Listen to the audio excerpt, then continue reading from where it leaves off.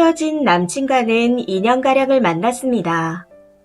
제가 원해서 호구짓을 했고 그 호구짓에 후회도 없고 미련도 없습니다. 그냥 헤어지고 나서도 그래도 넌 행복했으면 좋겠다. 이런 생각을 하고 있었죠. 사귀는 2년 동안 자취하는 남친에게 순수하게 선불과 배달 음식비가 들어간 것만 해도 거의 3천 정도가 되는 것 같습니다. 그냥 챙겨주고 싶은 사람이었고 무언가를 해줄 때 행복해하는 그 사람의 모습에 저 역시 행복했었거든요. 그런데 알고 보니 제 앞에서만 마냥 행복했던 척을 했던 거였고 뒤에서 제가 해준 걸 박스도 안 뜯은 채 남에게 주거나 가족들에게 주고 있었습니다. 음식이나 과자 등 소소하게 사준 건 썩어서 버리는 일도 비일비재했었고요.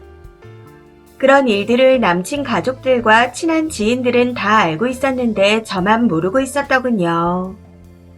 이 모든 사실을 알게 된 그날 뒤통수를 세게 얻어맞은 것 같은 느낌에 정신을 차릴 수 없을 정도였습니다. 다들 나를 얼마나 바보 호구로 봤을까 하는 생각에 밤에 잠도 제대로 잘 수가 없었던 것 같아요. 물론 제가 좋아서 호구짓을 하긴 했었지만 다른 사람들에게까지 그런 식으로 비춰지고 싶진 않았었거든요. 아무튼 이후 정말 많은 일들이 있었는데 그런 일들이 쌓이고 쌓여서 남친에게 많은 실망을 하게 되었고 참다 이대로는 도저히 안 될 것 같아 제가 먼저 헤어지자 했습니다. 앞서 말씀드렸듯이 사귀는 동안 남친에게 최선을 다했었기에 아무런 후회도 미련도 없었습니다. 해서 헤어지고 난 후에도 그저 그 사람이 행복하기를 바라는 마음뿐이었죠. 그런데 제가 이별을 통보하고 헤어진 지 2주 만에 전남친 부모님과 누나분께서 연락을 해오셨습니다.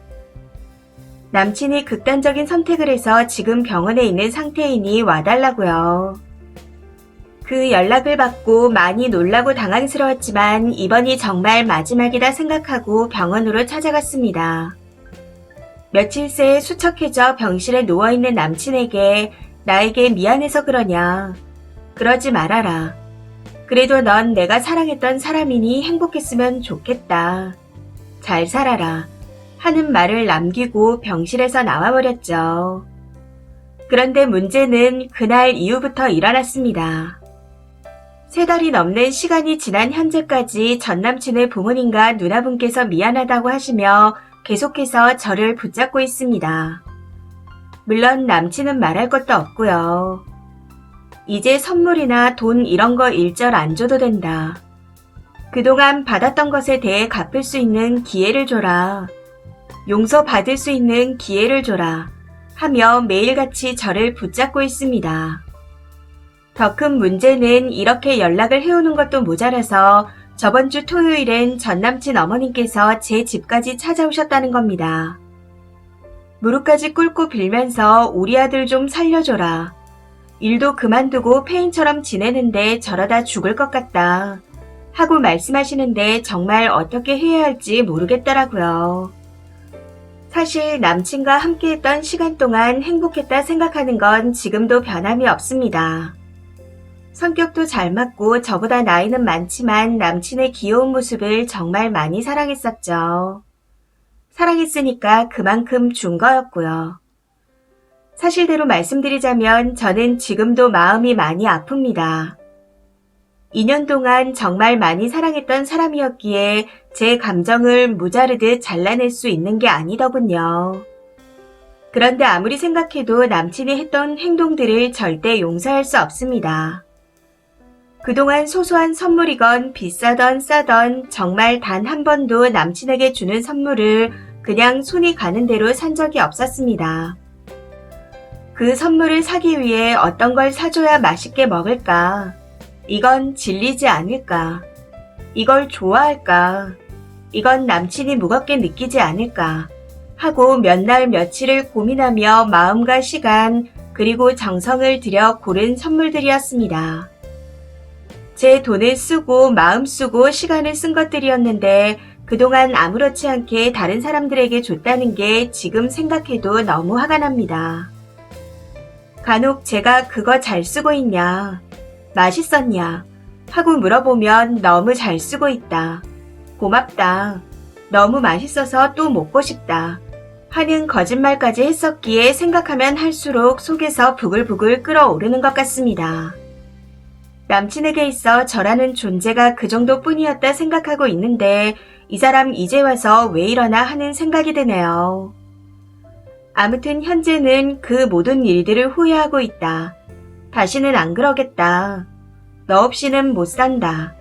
제발 한 번만 기회를 달라 하고 용서를 빌고 있고 그 부모님까지 와서 아들 좀 살려달라며 빌고 있는 상황입니다.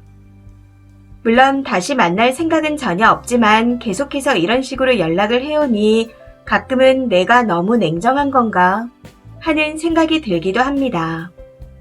만약 님들이 이런 상황이었다면 어떻게 하시겠나요? 댓글입니다. 첫 번째.